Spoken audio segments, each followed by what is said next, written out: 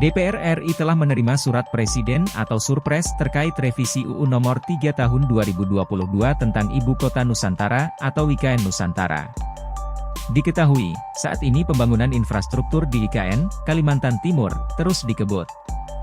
Dilansir dari Kompas.com, Sekjen DPR Indra Iskandar mengatakan, Surpres revisi UU IKN sudah dalam pembahasan tingkat 1 di komisi terkait.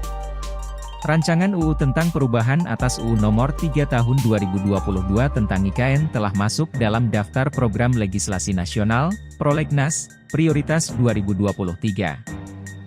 Hal tersebut disetujui dalam rapat paripurna ke-13 masa persidangan kedua tahun sidang 2022 hingga 2023 pada 15 Desember 2022. Menteri Hukum dan HAM atau Menkumham Yasona Laoly mengatakan bahwa pemerintah sudah mengikuti aturan dalam proses revisi UU IKN. Yasona lantas mengatakan bahwa revisi UU IKN ini mendesak dilakukan. Dia mengungkapkan, revisi UU IKN perlu dilakukan supaya pembangunan di ibu kota baru bisa berjalan dengan baik. Menurut dia, pemerintah harus berkomitmen dalam membangun ibu kota baru. Ada beberapa hal yang disempurnakan. Ini kan hanya penyempurnaan sedikit saja, tata kelola, keberlanjutan, kata Yasona.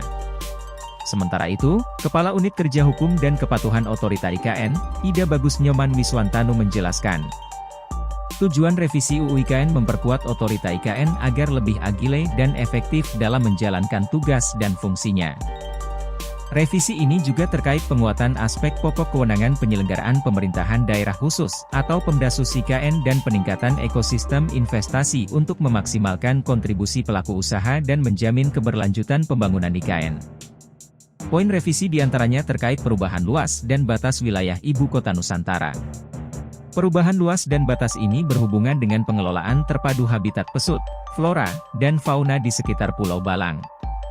Sementara itu, Deputi Bidang Perencanaan dan Pertanahan Mia Amalia mengatakan, dalam UU IKN saat ini, terdapat dua kategori tanah yakni barang milik negara, BMN, dan aset dalam penguasaan otorita IKN. Dalam revisi UU IKN, tanah di IKN terdiri dari barang milik negara, BMN, barang milik otorita IKN, dan tanah milik masyarakat. Mia menyebut adanya kategori barang milik otorita merupakan salah satu penyempurnaan yang juga mempermudah otorita IKN dalam proses pengelolaan. Mia menyatakan, tata ruang sebagai panglima dalam pembangunan IKN.